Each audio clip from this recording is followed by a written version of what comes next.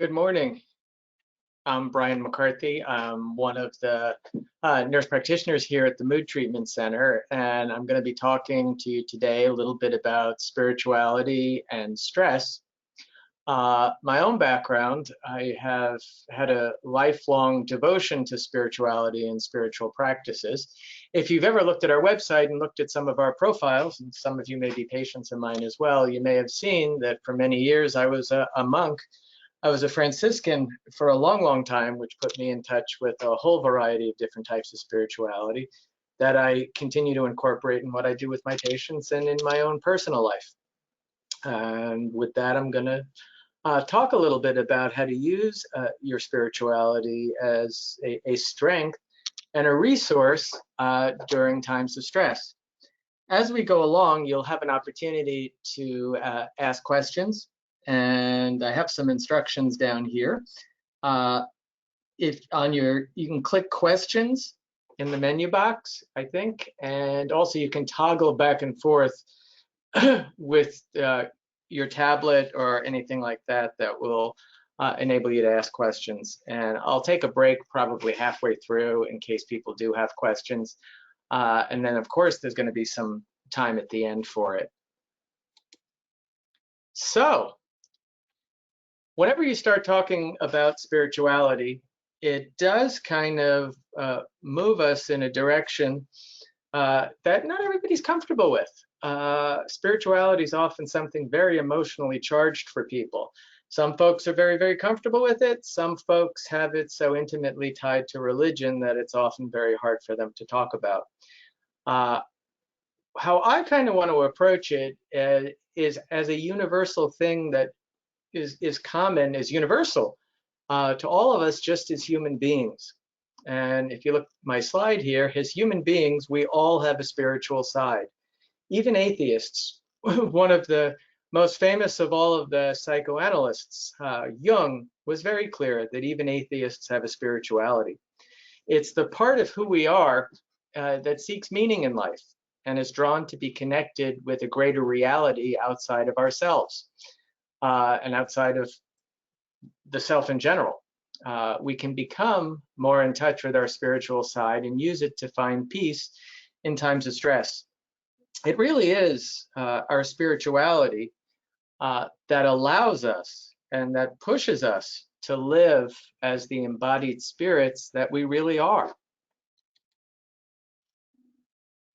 The big question that often comes up is, does spirituality equal religion? And that's where I think sometimes people get a little bit uncomfortable with this concept. And often spirituality is tied to religion. Doesn't always have to be. Spirituality does often express itself religiously. The world's religions often give us a structure and a language with which we can express our spirituality. It gives us tools to do that. While the world's major religions can make it easier, it's not always something that's vital. And if you look here, I mention things like 12-step programs in Buddhism. They are, both, or there's more than just one 12-step program. There are 12-step programs for alcohol, for drugs, for sex addictions, for codependency, whatever. They're all very much spiritual paths. But in and of themselves, they are not overtly religious per se, but they do point us to something outside of ourselves, to a higher power, be it God, if you do want to take it down to a religious, more religious pathway, or sometimes it's just in the 12-step programs, the consciousness of a group. So I think people can be very comfortable with the concept of spirituality, whether they are religious or not. I've known so many patients over the years and so many people socially who are actively involved in 12-step programs. Incredibly spiritual people, but if you were to ask them if they were religious, many of them would clearly come out and say no, that they're not. And they don't have to be. So let's take a look a little bit about what we can do with spirituality during difficult times. And let's take a second and just think about the times we're in right now. I think it's pretty clear that they're difficult times. They're kind of scary times. Most people are dealing with a lot. I think I just advanced one too quickly, but that's okay. Think of some of the things that, people are struggling with right now. Loneliness. Maybe people have lost their jobs. That's a very hard reality for many people because it's a basic need, survival. How are you going to pay your bills? How are you going to buy food? People worry about their health. People are worrying about the health and well-being of their family members. It's just not an easy time. And it can take people to some pretty dark places and some pretty frightening places in their lives. These are real threats to our personal life integrity. Are we going to continue to be here? But spirituality, in my opinion, is something that we can bring to play at this point in time that can help us cope with it and actually bring us a little bit more meaning. So what do? I have a slide here, bring it to your higher power or to God. Not always, the easiest thing for many people to do. And I think there are some steps involved that you have to go through before you do that. The first is take a little bit of time for quiet. Relax and breathe. COVID has done a lot to a lot of us. It's changed the way we work. It's changed the way we live. It's changed the number of people we can see in our lives. But it has also done some other things. It's slowed our lives down a lot. It's given us a little bit of space, and one of the things we can do with that time and space that we now have that we didn't have a couple of months ago is sit back and breathe a little bit. Sit back, think about what it is that you're feeling. And when you know what it is that you're feeling, are you scared? Are you anxious? That's when you're aware of what it is that you're feeling at those times, and you know what those feelings are that are troubling you, you know what to talk about. Sometimes we have this kind of free-floating anxiety that comes around in our lives, and we don't really know much about what's causing it or why we're having it. That's an okay thing to bring to your higher power or God as well. Another piece that's important in bringing this and taking it on to your higher power is using your own language. Don't use kind of like the flowery words that we have a stereotype for when people are in prayer or talking to God or talking about some kind of serious issue in their lives with their higher power or in some other spiritual setting. And I don't know why that happens, but I think we're all sort of enculturated on some level to do that. I'm not sure it's necessarily a bad thing, but I don't think it's as powerful for us to do if we are not communicating in the language we would normally use. For whatever reason, there's almost a foreign language to spiritual talk. I love a scene from the old Monty Python comedy series, and one of the characters, I think it was Michael Palin, might have been, was playing a minister, and he was about to pray before this congregation, and he had this very serious, somber look on his face and scrunching up his face as he was saying, "Oh Lord God, thou art so very, very," and he was looking for flowery words, and the flowery words weren't coming. He just goes, so very, very big. And there was an absurdity to it, but the whole point was it never needed flowery language to begin with. We want to use intimate language, the language that we would want to share with our deepest friends. And for some reason, that's not something we're totally comfortable with. There is a poet who I really, really love. When last I kept tabs on him, and I haven't kept tabs on him in quite a while, he was still a priest. I think he was an Augustinian priest, which is one of the religious orders in the Catholic Church. His name is John Shea, And almost everything that he's published, he has published in anthologies of poems. He's done essays and some other things, but all of his poems are also prayers, and they're incredibly beautifully written. And they really, really, really are prayers to his God, his higher power, that comes across with a great degree of intimacy. And one of my favorite ones is called The God Who Fell from Heaven. And it's exactly that. It's a God who's right in front of us. It's, if you had stayed tight-fisted in the sky and watched us thrash with all the patience of a pipe smoker, I would pray like a golden bullet aimed at your heart. But the story says you cried, and so heavy was the tear, you fell with it to earth. Here, like a baritone in a bar, it's never time to go home. So you move among us, twisting every straight line into Picasso, stealing kisses from pinched lips, holding our hand in the dark. So now when I pray, I sit and turn my mind like a television knob till you are there with your large open hands, spreading my life before me like a Sunday tablecloth, and pulling up a chair for yourself, for by now the secret is out, you are home. So he's very, very clear that there is this God, this higher power that is practically at his dinner table, and that's how he wants to engage him. Some of the mystical traditions of other faiths, such as the Sufi tradition in Islam, if you've ever read some of the poetry of Rumi, it's truly breathtaking, and it is ecstatic, and it's very, very, very, very mystical, and it is really, really envisioning a God or a higher power who is closer to us than even our own breath.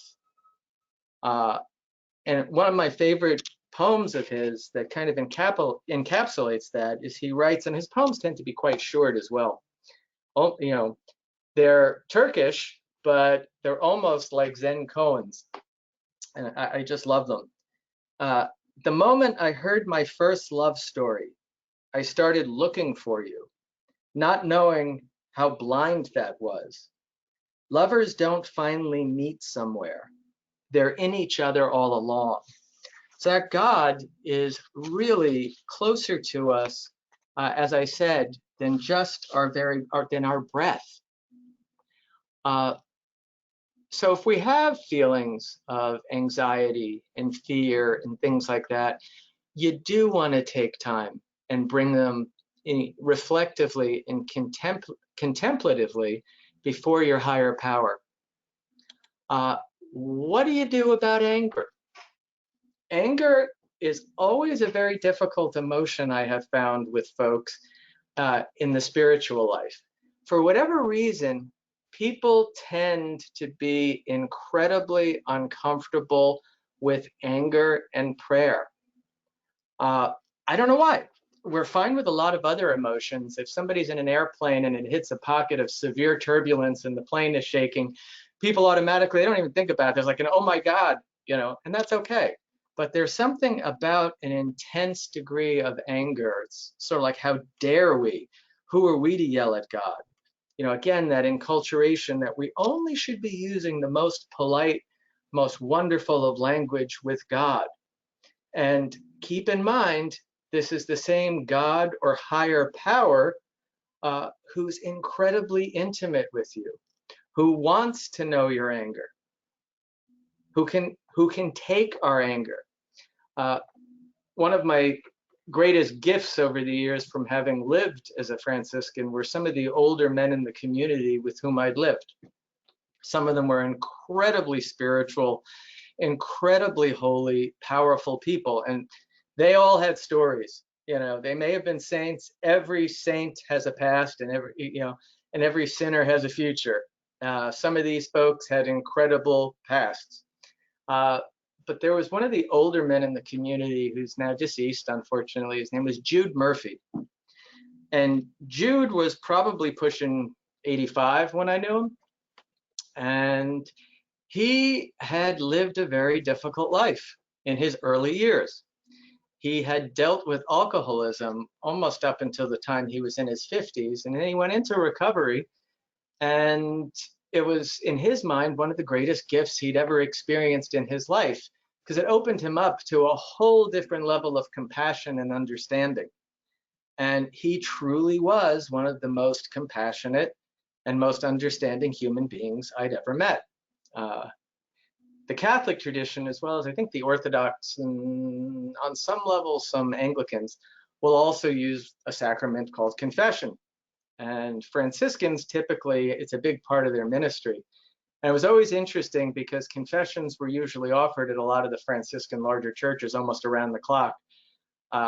And you could see people going on their lunch breaks or whatever. But when Jude was on duty and when he was in a confessional, there might have been no wait to get in to see anybody else, but there was always an incredibly long line to get in to see Jude, because he read people's hearts so beautifully and he was so compassionate with them.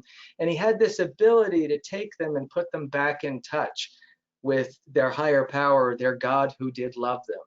And I can remember this incredible moment. This was years back during the height of the AIDS epidemic. And there was a group that started in New York called ACT UP that some of you may remember, depending on how old you are. They were an early activist group that was doing a lot of protesting and AIDS advocacy. And at the time, the Catholic Church in particular was not being looked at very well in the LGBTQ community for some pretty serious reasons.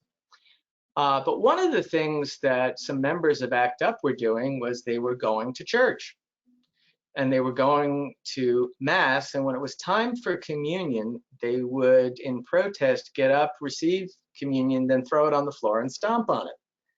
And that, of course, evoked lots of angry emotions on some people's parts. And I can remember a group of us talking about it. And folks were talking about with such indignation and such disrespect and how terrible this was and how awful it was, and the conversation was going on. And there was Jude just with his hand in his, on his chin, listening, squinting his eyes a little. And when there was finally a break after probably 15 or 20 minutes, Jude had this great Massachusetts accent. He goes, you know, would you listen to yourselves? And people are looking, he says, and he's like, don't you think that God is bigger than we are?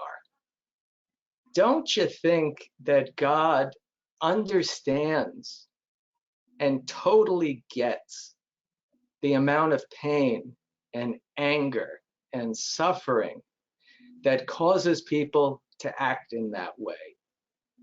Don't you think he gets it and that he's hearing those people as well?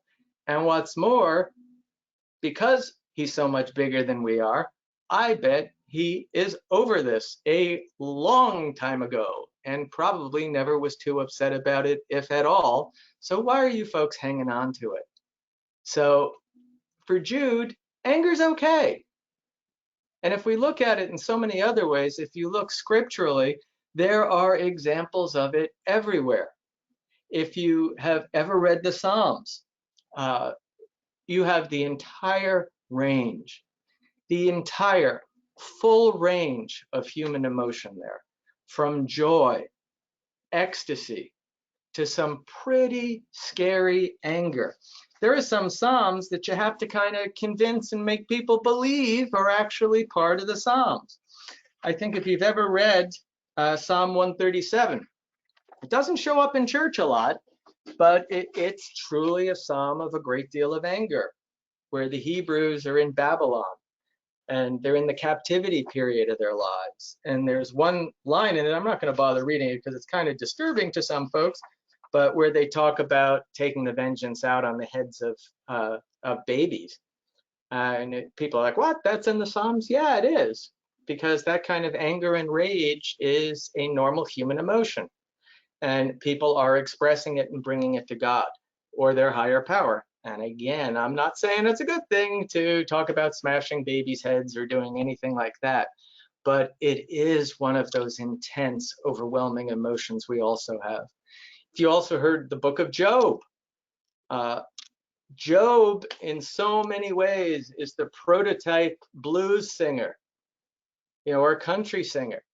Everything bad happens to Job. He loses the wife, he loses the kids, he loses the dog, he loses the house, he loses absolutely everything.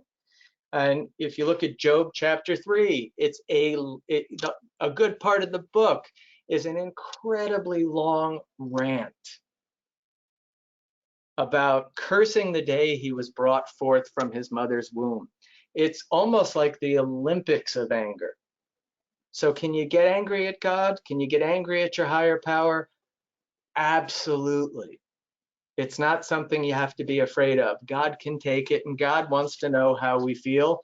Your higher power wants to know how we feel. So it's okay. And what do you do when you're done with the anger? My recommendation is just breathe. Sit with it for a while. I'm not suggesting that one session of getting it out and getting angry at your higher power, at God, is going to make it all go away. That's a little bit too, simplistic. One of the things that's impressed me a lot about the people I know who do 12-step work is they really see that ongoing dialogue with their higher power as exactly that, an ongoing dialogue. In their early stages, there is often a lot of anger and resentment and fear.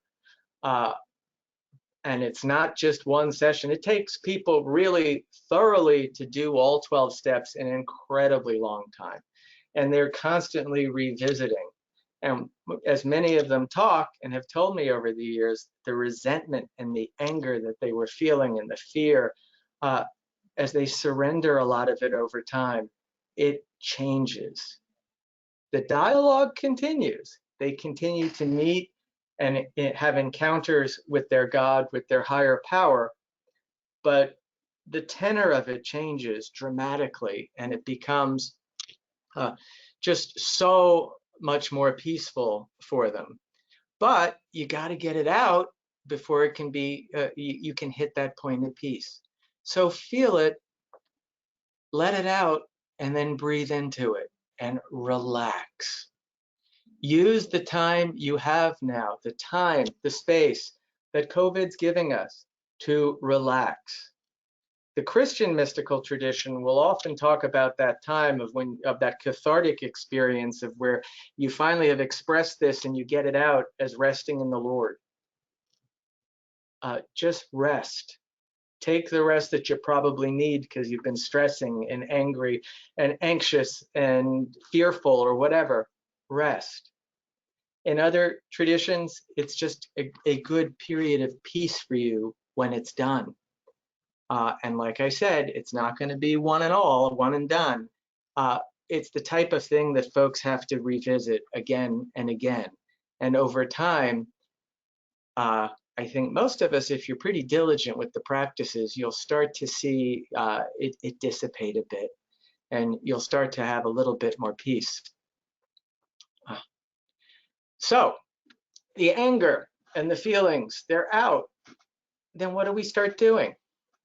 How do we start dealing with our day-to-day life and the stressors, other stressors, and anger and other feelings that come into our lives, and address them in a spiritual way? There's a tool I want to talk about, and it's actually a prayer. It's not a prayer that I think belongs to anybody's particular religious tradition, but it comes from a woman who's actually I think, one of my spiritual heroes in this life. Her name is Mary Morawski, and she's now deceased, but she's absolutely, a fascinating woman, and she gives us a tool to help us let stuff go. One of the big things that you're going to hear in 12-step, or those of you who do 12-step, you experience it, is learning to surrender these feelings. Well, Mary intuitively came to a way to help people do that. She was just practicing it itself, on her own. She truly is a natural born mystic. I think she came to this stuff just by existing. And I've heard her talk a couple of times before she died. And she was an excellent speaker. But she is who she is, and she was who she was. She was a tough lady from Brooklyn, and her toughness really was obvious. She raised a family as a single divorced Catholic woman at a time when Catholic women really didn't divorce. And if you look at her last name, coming from an ethnically Polish background, Polish Catholics in the world in which she grew up, it was even harder to be a divorced woman, but she did it. She's one of the founding members of a group called Contemplative Outreach, and they were an interfaith group. I guess they started around the 70s. They were an intentional community of people who were dedicated to certain contemplative practices, one of them in particular a type of prayer called centering prayer, which is international at this point. There are a lot of groups in town here in Winston that will do centering prayer. But she actually formed an intentional living community with some other members of Contemplative Outreach. And she came up with something called the welcoming prayer. And I think it's an absolutely fantastic tool when you're suddenly hit with emotions that may or may not be troubling to you, but emotions in general and how to process them through a bit of a spiritual filter. The welcoming prayer comes or follows a few steps.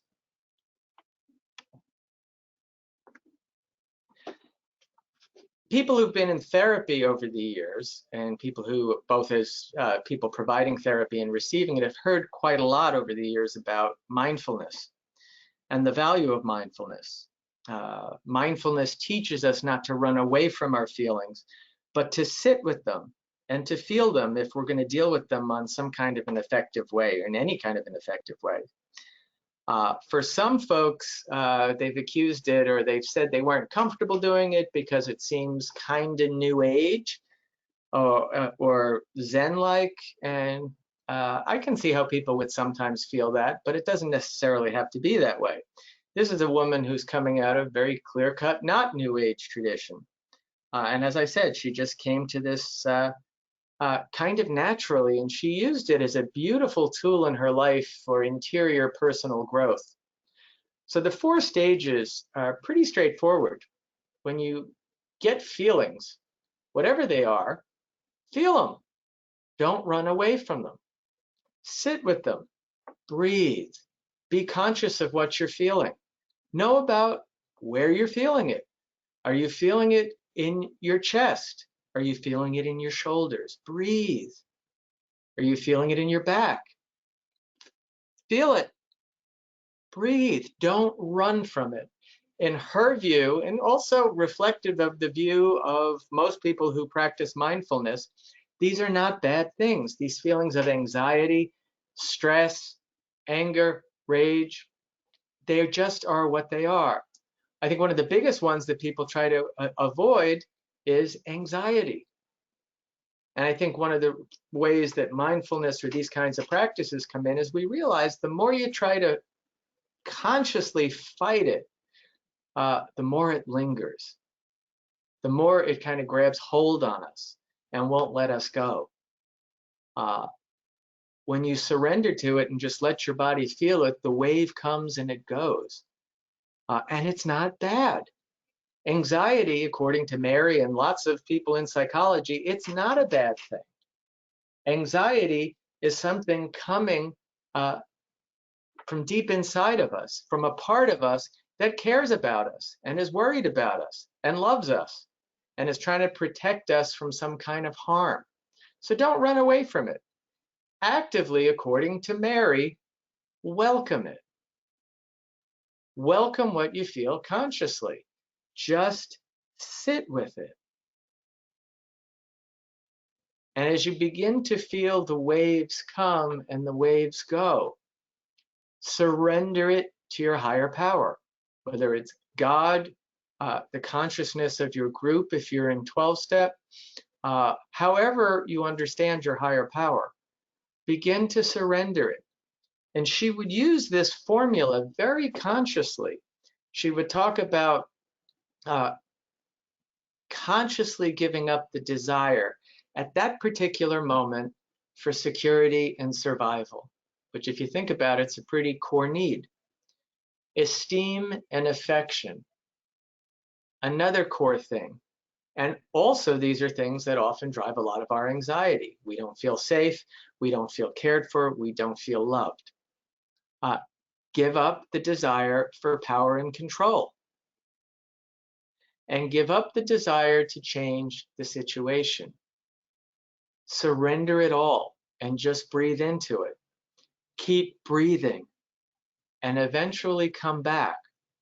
Now, I'm not saying this is going to work each and every time you try to do it. These are spiritual practices, which means that the more you do it, the better you get at doing it. Just like mindfulness, the more you do it, the more easily you can find yourself slipping into it and feeling right at home there.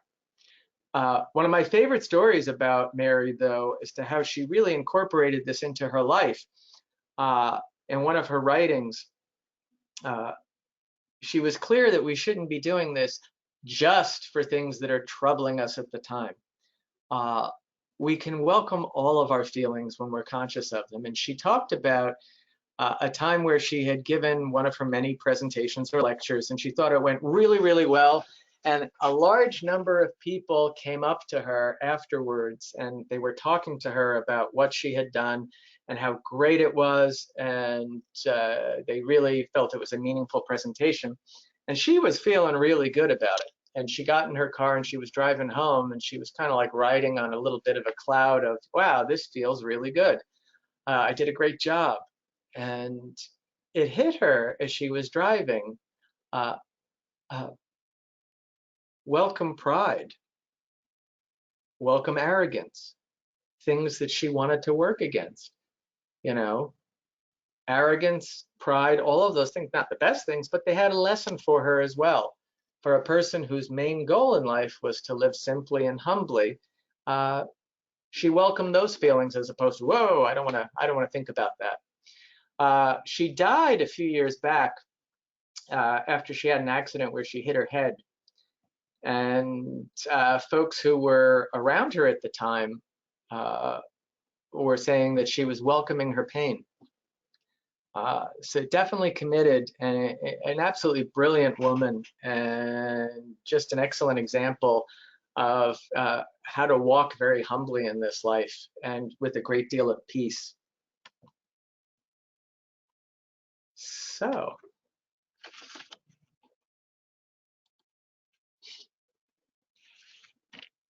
looking forward from doing these practices, you get clearer minds, a little bit more peace. You can do a lot more internal work spiritually. The less clouded we are by overpowering emotions and fears, we can start working on our internal lives a little bit more with greater clarity. Typically, almost all of the world's spiritual traditions, as they call us to do our own internal work, they almost all call us to a greater sense of connectivity with ourselves, with other people, and with that higher power. And those traditions, virtually all of them, challenge us to find greater meaning in our lives, deeper intimacy with others, and they challenge us to live lives with particular virtues. And we are going to talk a little bit more about that, but I think this might be a good point to take some questions if people have any.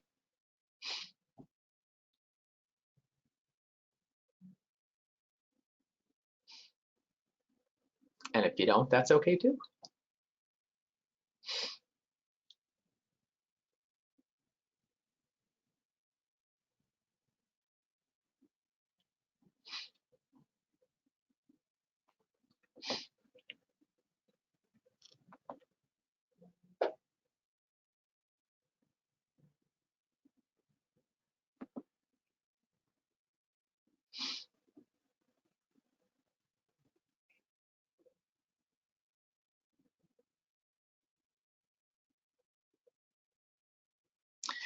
Okay, so we'll keep going.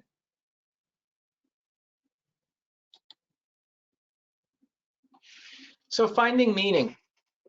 Oh, I see there may be a question coming.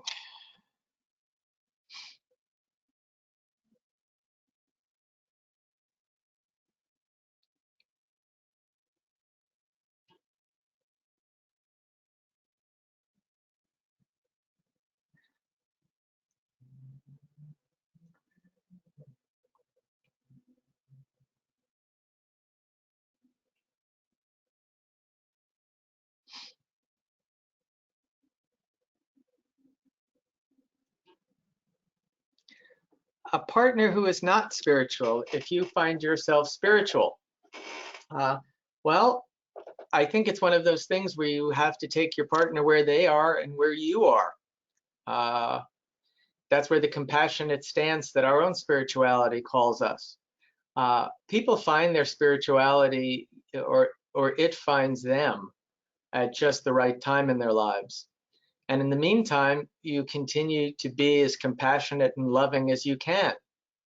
I love Russian literature because I think it gives people lots and lots of great psychological insights.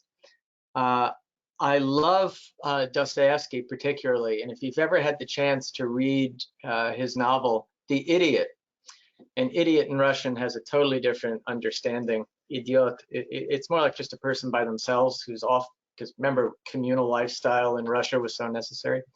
But there's a great scene where the main character, Prince Mishkin, is being challenged by this young man named Ippolit, who has tuberculosis and is dying. And the goodness of Ippolit really bothers, the goodness of Mishkin really bothers Ippolit. And he starts raging at Mishkin, and he's essentially telling him you in your simplicity, you seem to know everything, no matter how simple you are. Why don't you tell me how to die? And I think there's this one phrase. I mean, the writing builds to like this emotional crescendo in the room. Dostoevsky's such a master of it. And Mishkin gives him an answer and brings the room back down to, silence. He just says, well, for now, just pass by us all and forgive us our happiness. And live with your partner and forgive him his happiness at the moment, or her. Forgive her anger, his anger, or whatever emotions that they're living with. And through your life and your example, you can be, a point of light that leads them to their spiritual path. Question 2, how do we progress from immediate rage to softer response to difficulties? Very good question. Again, what I mentioned earlier, this is a spiritual practice. These are actually disciplines. Some words have a lot of emotional charge to them. When you talk about discipline, you start thinking about, something very serious. Well, it just means getting yourself to do the things you really need to be doing on a consistent basis. With Mary Morawski, she had been doing these things a very long time. There are a lot of people who do, for example, dialectical behavioral therapy for conditions where they have overpowering emotions.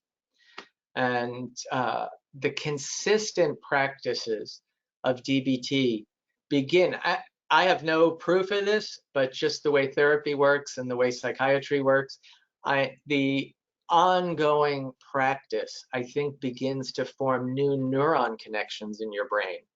There's a phrase that you'll hear a lot in neuropsych, that the neurons that fire together wire together. The more things habitually fire together, the more they wire in that way. So I think the more you get used to bringing yourself to the point of, I'm outraged, get the anger out, breathe, feel it, that starts to become your go-to when things start to happen. You begin to take that internal time out, whether you're in a group, by yourself, or whatever. But it takes time. None of this happens like you sit down with a spiritual director or something like that who says, go do this. It's kind of thing that takes time, takes work, but it really does work if you put in the time. Question 3, welcoming prayer deals with a lot of feelings. Can you say about using it for thoughts? You can welcome virtually any phenomenon into your life. It doesn't have to be just for feelings. You can wake up in the morning, and over the past few days, we've had a lot of rain and heavy, windy, strong, depressing at times weather, and other times majestic weather, where if you watch the power of the wind, you can welcome the weather as you wake up in the morning, or as you're sitting in a moment and noticing the power of it. The thoughts can be welcomed. Sit and, wow, that's really powerful. And as you sit and think about the intensity of a storm, or the power of what you're watching, think of the feelings as you're sitting there. This is awesome. This is depressing. It's been raining and it's so soggy. Or this is really good. My garden's going to look great. And adopt some gratitude for that. Or, oh my Lord, the trees are going to come down. You can have those kinds of thoughts. I'm depressed. Is that a thought or a feeling? Depends on how you're processing it. So you can welcome virtually any phenomenon into your life. It doesn't necessarily have to be. It doesn't necessarily have to be a feeling that's overpowering. It can be virtually anything. And I said in the beginning I was a Franciscan. Francis of Assisi was somebody who also did a lot of this quite naturally. No matter what entered his life, he looked at it as brother or sister. And it was, no matter what it was, when he would reflect on how harsh he'd been to his body over the years with work and other things, he, would refer to his body as brother ass, like the donkey that hauled everything his whole life, and his recognition, let me take care of brother. He, as he approached the end of his life, talked about brother death coming to him. And there was another friar I knew, Bob Stewart, who also had kind of a very contemplative approach to life. He developed a leukemia. And as he was progressing with his treatment, he welcomed brother leukemia into his life for the lessons leukemia would have to offer him, and for this journey he was never planning or never wanted to take. So you can welcome just about anything into your life. You just got to do it mindfully and not run away. Oh my God, this is scaring me. All right, well, it's scaring you. Welcome the fright next, and just go with it. I think that's it for questions at the moment. Then as we start doing some more spiritual work with finding meaning in our lives, we're looking more at specifically at kind of like spiritual meaning in strife. One of the things I encourage people to do is consciously ask your higher power or God for guidance in finding the meaning for you. It's got to be there. It's always there. If you think about Viktor Frankl, who was one of the big four founders of psychoanalysis, his whole system of psychoanalysis is built around the necessity of finding deeper meaning in life. And most crises we have are because we can't find the meaning there for us. So I think we have to start focusing our attention a bit towards meaning and looking where it is. And there are ways you do it. We usually are going to find meaning through our gifts in life, the things that we can do in a way that almost nobody else or few others can do, or that we can do best at a particular point in time. and consciously reflect on how to use those gifts in a particular situation. Then after you've thought about it, you got to do it. It's not enough to just have a sense, yeah, I could do this. Yeah, you could, but if you're really searching for the deeper meaning, you have to put it into practice as well. And then a vital part of it involves reflecting on the results. When you do stuff, when you are using your gifts, or where you're at least making an effort to do things meaningfully in life, think about the results. If you're crashing and burning every time, why? Are you trying to use gifts and talents that maybe aren't yours? Or are you afraid to use the talents you have that might work? There can be lots of reasons. Intimacy. We want to start looking at how during difficult times, times of stress, strife, hardship, we can increase our intimacy with others. It's one of the other places in life that the spiritual life calls us. Even hermits and monks have a call to intimacy. You don't find too many people who've become hermits or monks who are permanently by themselves. At some point, the internal life, which is based on love and compassion, has to find outlets for it. You can't just be on your own. You know, if you look in the Christian tradition, a lot of churches that follow a liturgical year on Holy Thursday, there's this scene where a lot of times there's the washing of feet, where we're shown the servant role of Christ in the Christian tradition. Why are we shown foot washing? Because ultimately we're supposed to be washing other people's feet. It's one of the reasons people belong to churches. It's one of the reasons people belong to faith groups, or they belong to organizations that are involved with service, because so you have feet to wash. Other things you can do. Consciously think about ways to make the lives of others around you easier or more pleasant at this time. If you know older folks who can't get out, is there a way you can help them right now while they're trying to avoid COVID? Are there family members who are really stressed? Are there ways you can offer them care, concern? Respond generously to requests from those close to you. Sometimes these things involve stretching of ourselves, and sometimes that's hard to do when we're not feeling our best. Overcome the fear of speaking hard truths charitably. Sometimes people are afraid to speak any kind of hard truths. They'd rather avoid it. But in order for, if you love people, you also want them to grow. So you can't be afraid of speaking hard truths to them if you're going to grow and they're going to grow. The key here is charitably. You're telling somebody, or you're talking about these things because you want what's best for them. You want them to be better. You want them to grow. And then be, and key word here, appropriately affectionate. You can't always be affectionate with everybody in the world who you want to be affectionate with. You still have to have some degree of boundaries in your life. And I wanted to give you a little example of what this looks like in practice.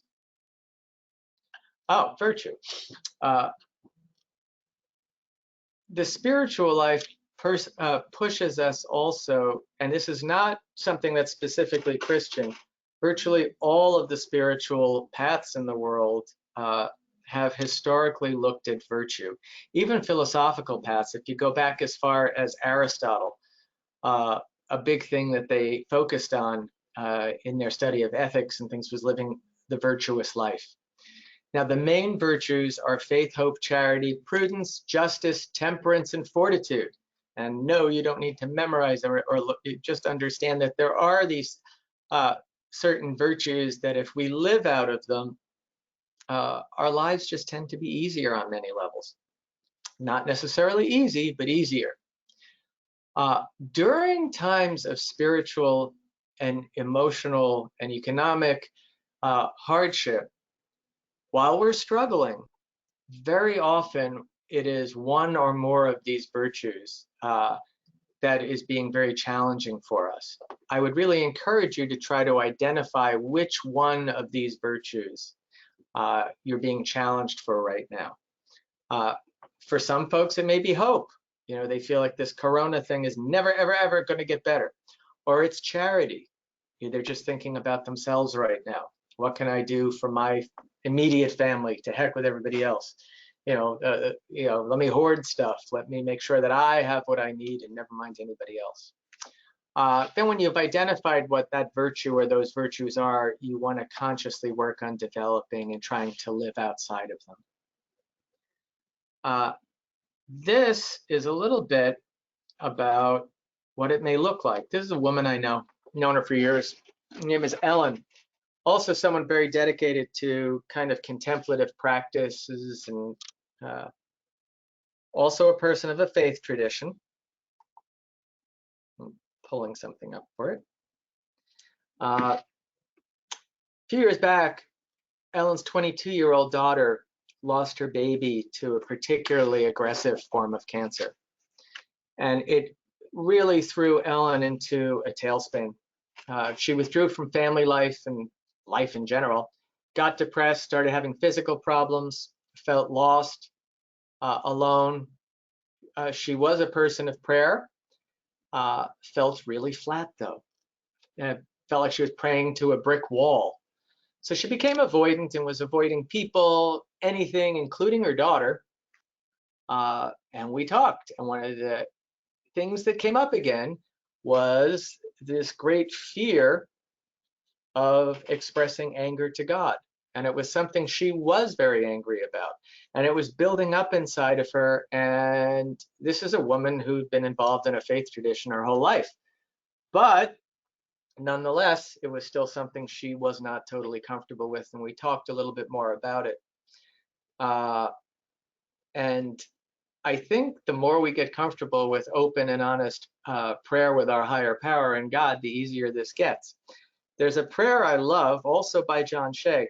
It's incredibly difficult, but it shows that, who are we to challenge God? Well, we're who we are, period, and we're going to do it. This was a prayer he wrote when a friend of his had a child who was born with some pretty severe genetic abnormalities. I'm going to start wrapping up because I'm looking at the time, but he writes, "No hymn of praise today, no hand clapping hallelujah for the all good God and his marvelous handiwork, Lord. A child has been born bad. He gangles and twitches and shames the undiscovered galaxies of your creation. Why could not the hands that strung the stars dip into that womb to bless and to heal? Please no voice from Job's whirlwind saying, how dare I? I dare. Yet I know no answer comes, save that tears dry up, skin knits, and humans love broken things. But to you who are always making pacts, you have my word on this, on the final day of fire after you have stripped me. If there's breath left, I will subpoena you to stand in the court of human pain." So okay to be angry, okay to rage. John Shea gives an incredible degree of permission to people to do that. And understand that God is still going to be faithful. Your higher power is never going to leave you. So she worked, she felt, she realized the anger. And it was enough of a push for her that she started to get to work and started doing these more internal processes. And there are other great examples like that in history. If you ever read the story of the rabbis in Auschwitz, establishing what a Beit Din is, a religious court, where very powerful story, where they put God on trial for breaking the covenant. And the conclusion of the Beit Din was, yeah, he broke the covenant, in our opinion. But then it ends really powerfully, because it ends and it says, and then they went for prayer. They just didn't understand it. They got it out. They accused God, but they were still going to be faithful, and they were going to live and experience this and continue to search for meaning. Ellen, as she looked, saw, and she always knew this, she had a gift for being nurturing and compassionate. She realized she was feeling pretty powerless at the time. And that powerlessness gave her the sense of shame, so that's why she was avoiding. She was ashamed that she couldn't do anything. The biggest insight that her internal work gave her was that she was focused on someone dead, the child, who needed nothing from her. Ellen realized it was her daughter who was in need. As a young adult, her daughter needed her mom. And actually, Nancy's her daughter. I just mixed that up there. So Ellen pushed herself to be more present to her daughter and made herself available to her anytime she was needed. She pushed to be more intimate with her daughter, listened to her, held her while she cried, took over many household chores for her. And finally, she was aware of her need here for fortitude and charity. She needed to be strong for her daughter and push beyond her sense of feeling powerless and focus on what she could do, because there was a lot she could do. She was focused on her powerlessness. She needed to be charitable, to care for her daughter. And if you know the meaning of charity, caritas meaning to care, or a form of it, even when the situation was hard and painful for her as well. So she found the meaning she needed. She knew she was here for a reason. She had to care for her daughter, and she was going to do it the best way she could. And she found a lot more peace in doing it. Now, I'm not saying, and this is big, that she was happy about the fact that her grandchild died. She was never going to be happy about that. In that sense, she still had some very normal and understandable grieving to do. However, her spirituality did lead her to a place where she could see that she had a conscious purpose for herself during this time. And it helped her make sense of it, and it helped her move on. And most importantly, it gave her a sense of peace. And with that, I'm going to wrap up. If you have more questions, I know we're running out of time, you can always email me at brian@moodtreatmentcenter.com. Happy to answer any of your questions. This is the last of the webinar series that the Mood Treatment Center is currently hosting. We do have a YouTube page, and all of the webinars that have been done you can find on there. And so they're not going anywhere. And it looks like, is it safe to say that when anger takes over, the thing that suffers is what you're best at?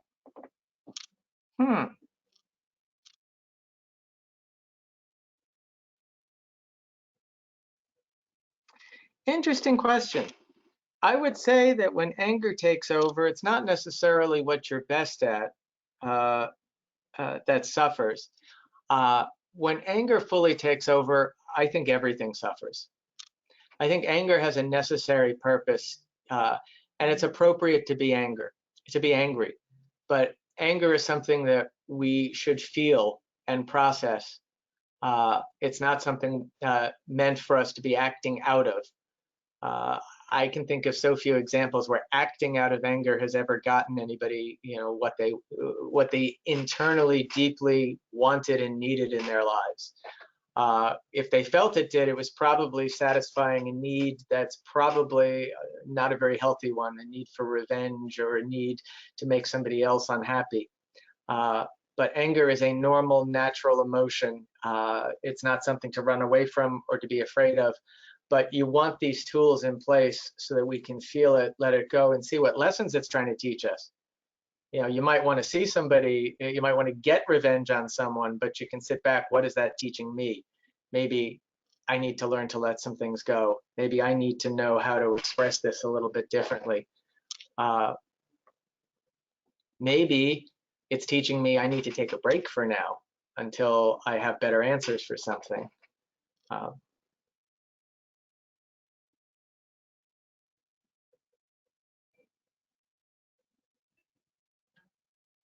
No more. Well, it was my pleasure doing this for you folks today. And again, if you have any further questions, please, it's always okay to shoot me an email at the Mood Treatment Center. And the Mood Treatment Center is here and it's open, and we're here for you and for our patients. And be in touch as you feel you need. Take care, folks. And again, it was my pleasure. Bye now.